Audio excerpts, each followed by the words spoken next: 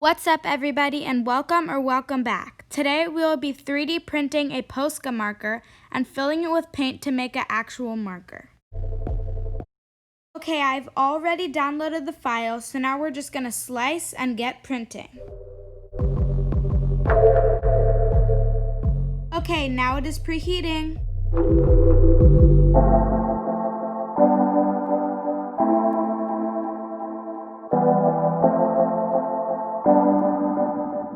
Okay, so this G code didn't work so great, so now we're trying another one right here.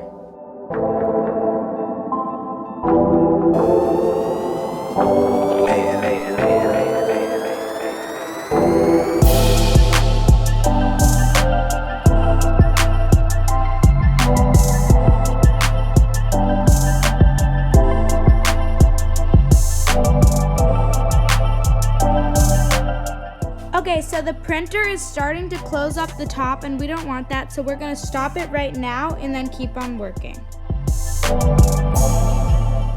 Okay, so here's it before we've added anything. It's just 3D printed. I think it's looking really cool. So we're gonna add paint inside that hole. We're gonna fill in the holes on the sides. I'm really excited, so let's keep on working.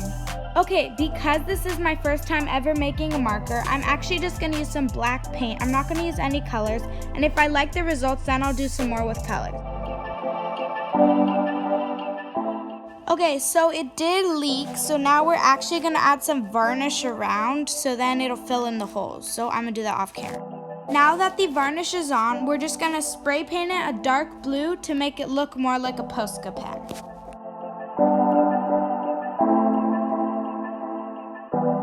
Alright, the spray paint is dry. Because I didn't think it through and I didn't realize that the paint would leak through the holes, I had an idea to use this plastic piece inside of it and put the paint inside, so then it wouldn't leak. Now that it's inside, we're just gonna fill it up with paint. Now I'm just gonna attach glue around the white part and then put it in and let the paint soak up. Alright, so now we're looking at it. It looks very weird. It almost looks like a cigarette. It looks nothing like a Posca. But we don't really know how it's gonna work. So let's try it out.